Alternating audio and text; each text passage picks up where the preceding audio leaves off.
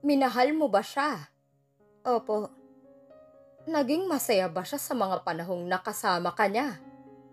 Opo. Pero bakit hindi kayong nagkatuluyan?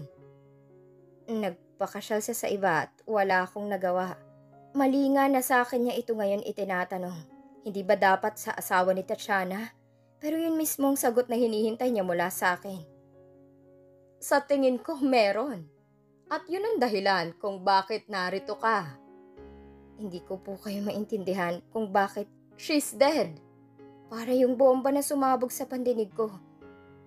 Ano pong ibig niyong sabihin? Nanlamig ang buong katawan ko. Hindi naging maganda ang pagtatapos namin pero ni minsan, hindi ko hinangad na may mangyaring hindi maganda kay Tatiana. Paano itong namatay? Nahirapan akong huminga. Nagpakamatay siya ng araw na magpakasal ka sa ibang babae. Kalmado niya yung sinabi. Idiniin ang sigarilyo sa ashtray. Pinatay. Kumikislap ang mga mata sa galit. Diyos ko, tinakasan ako ng hininga. Kalmado ring pinagsaliko pa mga kamay sa ibabaw ng armrest pagkatapos. Tears won't bring her back. Pero may hihilingin ako sa'yo. Pwede mo ba akong tulungan para bigyan ng hustisya ang pagkamatay niya? Inihagis niya sa akin ang mga pictures na madali kong nakilalang mga subject doon. Mga pictures na nagpatayo ng buhok ko at nagbigay sa akin ng babala na nasa panganib kami ng asawa ko at ang pamilya nito. Kaya hindi makatarungan na iugnay niya ako sa nangyari kay Tatiana. Isa rin kami sa biktima. 5 taon na kaming walang ugnayan sa isa't isa. Wala akong maisip na dahilan kung bakit gagawin niya to. Lalo't may sarili na siyang pamilya at mahigit 5 taon na kaming hindi nagkikita. Nagalit siya sa sinabi ko. Are you saying that I should put the blame on her husband? Wala na akong alam sa buhay niya. Matagal na. Huwag mong hangarin na maramdaman ang sakit na pinagdadaanan ko, iho. I swear to God, gagawin ko ring impyerno ang bawat araw mo. Lahat ng taong malapit sa'yo, isa-isa silang mawawala. Mabubuhay ka at mamamatay ka ng nag-iisa. At ganun din ang lolo mo. I won't make it easy for you. Sabay niyang ibinayo ang mga kamao sa kamay ng upuan. It's war. Natigilan ako. Naiintindihan ko na ngayon kung bakit ayaw makipagkita sa akin ng lolo ko. Posibleng siya rin ang dahilan. Baka nasa panganib rin ang lolo ko.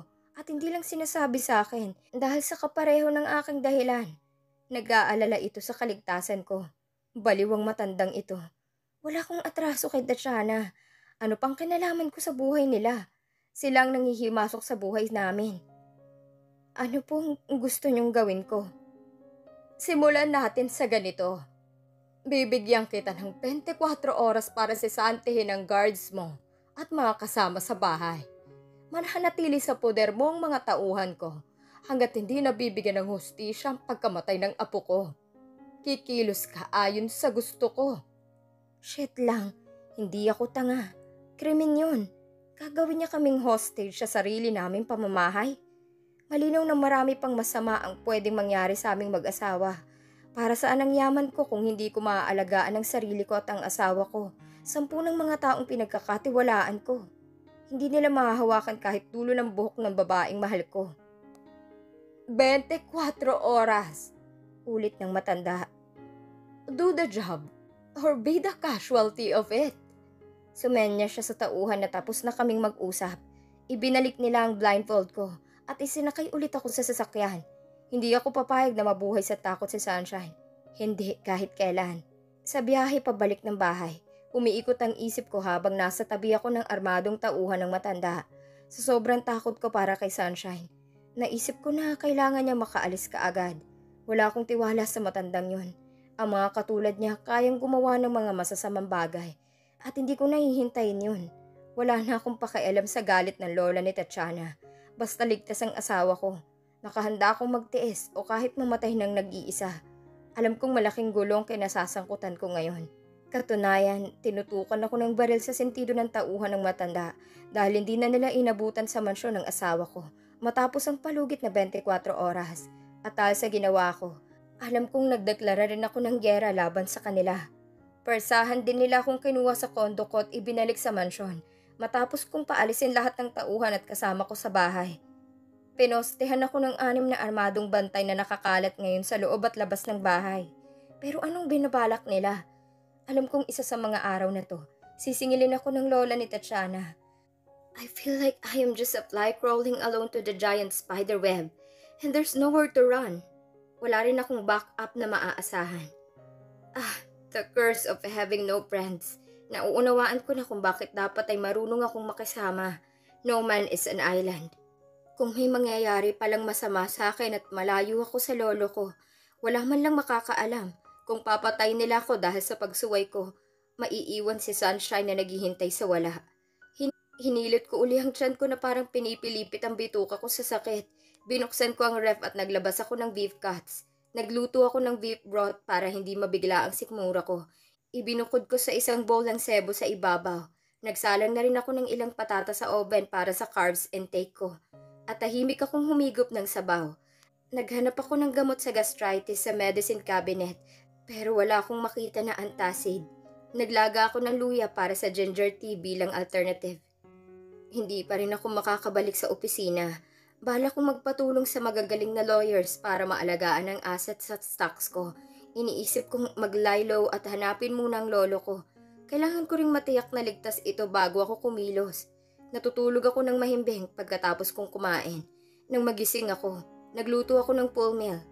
At nang malam na ng sikmura ko, gumawa ako ng contingency plan sa loob ng bahay at para kay Sunshine na nasa probinsya. Kailangan ko ngayong maging matapang higit sa lahat ng oras. Tsak na masasaktan si Sunshine kapag may nangyari sa aking masama. Sir, kung may banta po sa buhay nyo, pwede tayong humingi ng tulong sa mga pulis. Ang isa sa mga tauhan kong nagmalasakit na tumawag. Hindi na kailangan. Okay lang ako.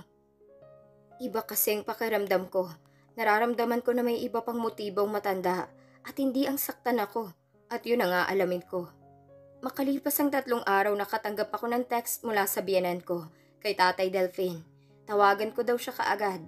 Nagtago ako sa isang silid sa itaas. Hindi po ako pwedeng makipagkita sa inyo. Busy ako ngayon. Hindi ko masabing may problema ngayon sa seguridad ko at posible silang madamay. Ilang araw naming minamatsagan ng bahay mo. Kaya kong gawin ng paraan ng problema kung sasabihin mo sa akin kung anong nangyayari sa'yo. Tatay, hindi ako papayag na pareho kayong nagdurusa ng anak ko at hindi yan masusolusyonan kung sasarilinin mo. Isipin mo na lang na baka isang araw si Sunshine na ang lumawas ng Manila at hanapin ka dito. Hindi pwedeng mangyari yon. Napilitan akong aminin ng totoong problema ko. Kinagabihan, nagising na lang ako na nasa loob na ng silid ko si Tatay Delphine kasama si JJ at napakatahimik ng buong bahay. Anong nangyari sa mga bantay ko? Sunshine's POV. Kainaman ka na, Sunshine. Natikman lang ang talaba mo ng taga Manila. Ayaw mo nang lumabas ng bahay. May patanim baga kay Kakang Itog. Hindi ka gasasama. Manila, sariling version ng slang ng Manila ng mga taga rito. Nasa rooftop ako ng bahay. Nagre-review ng designs na bubuin ko ngayong araw nang matanaw ako ng 6 na taga-amin na papunta sa palayan. Halos may hamog pa sa labas at nagsisimula palang sumilip ang haring araw. 7:00 naman ng umaga ang pasok ng mga mananahe para simulan ang orders. Tatawagan ko si Helga para pangunahan na yon. May konting puntong Batanggenyo talaga sa ibang panig ng San Luis. Normal yun dito. Kagawad ang unang bumati sa akin, si Aling Lori. Mabiro, bilyaka, sa salitang Quezon o Tagalog. Uso ditong green jokes, iiyak ka talaga kung pikon ka. Kailangang marunong kang magbitaw ng biro. Sumakay o mananahimik kung hindi mo kayang sabayan. Ngayon na ho ba? Sigaw ko kahit ilang di pa lang ang layo nila sa ibaba ng bahay. Mas malakas na sigaw, mas paggalang para sa matatanda. Kabastusan kung bubulong ka at hindi nila maririnig. Ay, halika muna po kayo at magkape. Gagayak lang ho ako. Hinayon kong pababa ng bahay kahit busy ako maghapon. Bihira naman silang mga ilangan kaya uunahin ko na. Iniwan ko ang papeles sa mesa at dinala ko lang ang kape ko. Ang kape dito, kape rin ng buong bayan. Kapag nag-alo ka, asahan mo nang may ilan na talagang uupo at sasabayan ka at makikipagkwentuhan ng ilang sandali. Kung matatanda na uuwi sa inuman ng lambanog kahit umaga pa lang, basta may pag-uusapan o okasyon. Ay, kalintikan! Sigaw ng isa sa kasama ni Aling Lori sa likuran. Dumating na ang lalaking kalabaw. Tsak nagigiikan ng sariling palayan. Ang ibig sabihin may lalaking dumating na sisiping sa sariling asawa. Parang iisang tao na lumingon sa unahan ng daang lupa ang mga kausap ko. At agad kong nakita ang tatay ko sa harap ng kotseng malapit na nasa tapat sa amin. At sa Sandro ang nasa manibela. Diyos ko, salamat naman. Tumalon agad ang puso ko. Humigpit ang kapit ko sa kape ko at parang sensor na naglock sa asawa kong mga mata ko. Gusto kong kumaripas ng takbo pababa, pero kusang nanigas ang mga paa ko. Matindi ang delikadesa sa bayan namin. Ang mga dalaga, lalo ng babaeng may asawa, dapat matindi ang pagpipigil sa sarili. Dahil kung lalabag ako at buhay pa ang lola ko, aararuhin talaga ako ng kurot sa singit. Walang pagpipigil sa sarili, sasabihin nun. Akala mo'y mauubusan ng lalaki. Ang matindi kong pangungulila sa aking asawa, mababasa naman sa aking muka. Sandro, bulong ko. Sinalubong ko siya at mahigpit na niyakap. Yung yakap na kung pwede lang habang buhay nang huwag bumitiw. Gagawin ko talaga. Sobrang nag-aalala ako sa kanya. My wife. Sumibat din pababa ng SUV ang gwapong lalaki at halos inisang hakbang ang pagsugod sa akin. Nag-antanda isa-isang mga ginang na nakakita. Tsak nakakalat sa mga karatig barangay na nakakita ang mga ito ng tila tagpo sa pelikula. Sigurado rin na ilang araw o linggo yung pagkakatuwaan. Daig pa sina Sharon Cuneta at Gabby Concepcion dahil yun ang naaalala ng mga matatanda. Pinagkakaguluhan man ang usong palabas sa mga TV at mas patok pa rin ang history na makaluma. Ganon sa bayan namin. Pero bahala na. Basta masaya ako. Nangilid ang luha ko. Salamat at nakabalik ka na. Hinalikan ko siya sa pisngi. Nakatiptoed. Yumakap ulit ako sa bewang niya. Mahigpit. Sumubsob ako sa dibdib niya. Hinuli niya ng mga kamay ang buong mukha ko at pinakatitigan ako. Hinalikan ako sa noo. Masaya kong ligtas ka. Umugong ang bulungan sa mga chismosa kong kapitbahay. Kanya-kanyang judgment lang kahit wala sila sa coach's chair ng The Boys Kids Philippines. Pataasan ng ihi ng mga pananaw kung ano ang tama at mali. Ay ano ga? Ang kagawad na huminto sa tapat namin dalawa. Huminto rin ang 5 pang kasamahan nito. Kayo gay magpupupugan na lang dyan na parang mga laywan o sasama sa tubigan? Laang, laywan o bi. Lumbo kung mas malaking black species. Karaniwan yun ang tawag sa amin. Sasama ho kami. Mabilis kong sagot. Hinila ng asawa ko para bumuntot sa kanila. Binatak ako ni Sandro sa may kamay para lingunin ko siya. Nang ganitong damit natin? Nakapants ito, jeans, at mahaba naman ang palda ko, puti pa. Humahalik sa ankles ko. Manghihiram tayo. Manghihiram? Nilingon kami nang nahuhuli sa pila ng mga magtatanim. Dayo na sa amin. Pagka ikay kahanggan, hindi natatakot sa buni ng iba. Kahanggan, kapitbahay. Buni, lahat na nasakit sa balat.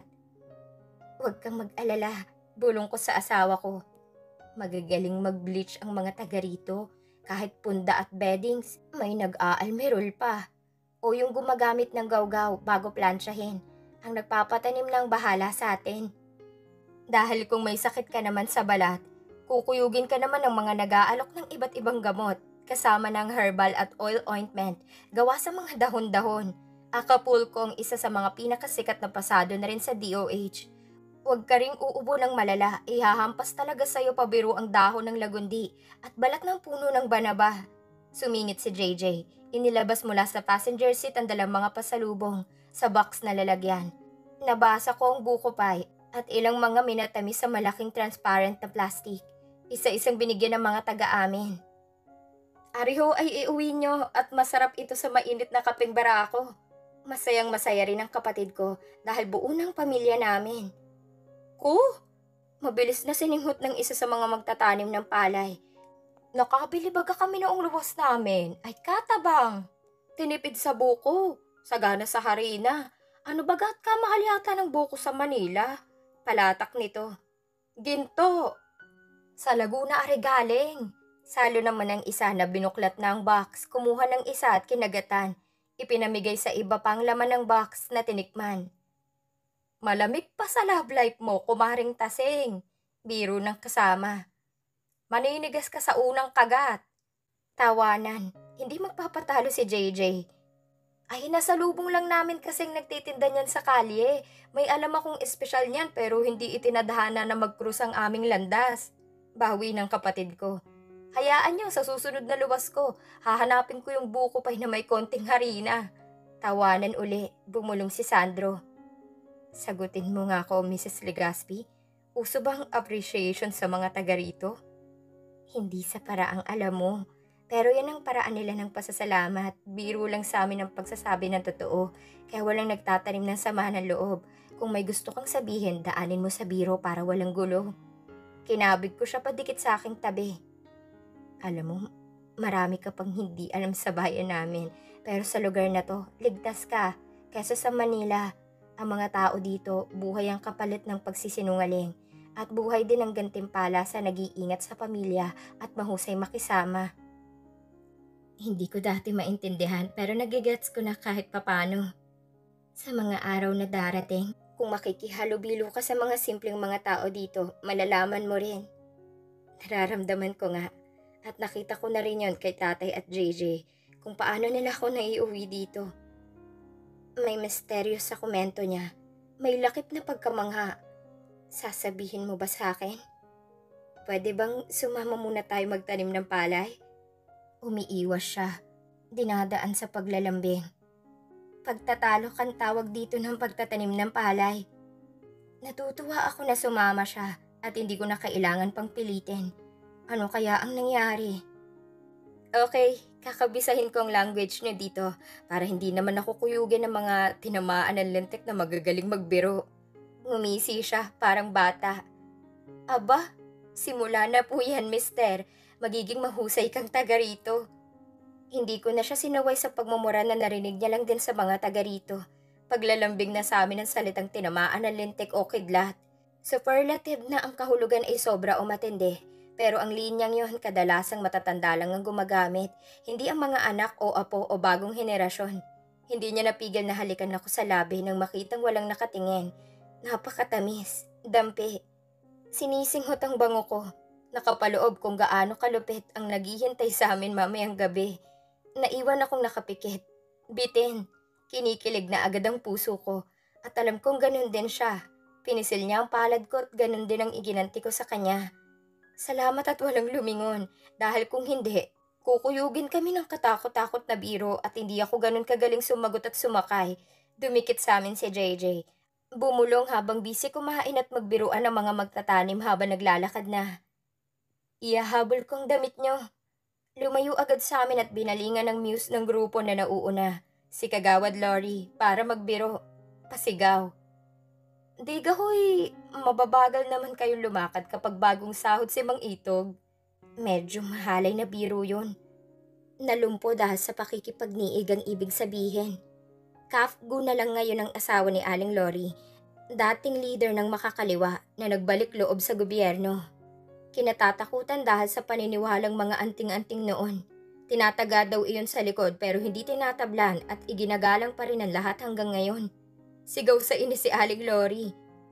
Ako nga'y tantanan mo, JJ.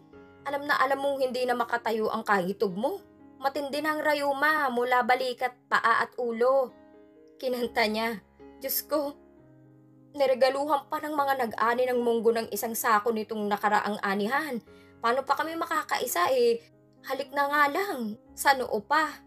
Tawanan. Sa modern medicine, hindi dapat sinisisi ang munggo, pero wala akong lakas ng loob na magpaliwanag. Kung may makakagawa nun, si Helga lang, ang nag-iisang ginawang pampainit ang dugo ng pakikipagdebate sa buong barangay. Walang anaatrasan. Pinisil ko ang kamay ni Sandro. Napakatahimik niya, parang may iniisip. Kahit masaya, pareho kaming naluluha na dalawa. Ang totoo, kapag pala nagmamahal ka, kahit papunta sa Bataan Death March, maligaya kaming papanaw, basta magkasama. Wala pang isang linggo kaming nagkahiwalay, pero nakita kong wala palang kulay ang buhay ko kung wala siya. Malungkot palang umaga ko hanggang gabi at madalas akong nagigising sa magdamag na hinahanap siya sa tabi ko. Yun sigurong ibig sabihin ng asawa, kabiyak. Parang iisa kahit damdamin yung dalawa. At hindi kayo buo kapag malayo ang kalahati mo.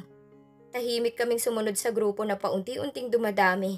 Sa bawat bahay na nadadaanan, nagpapaunlak ang isang miyembro na sumama at maglaan ng oras sa bayanihan.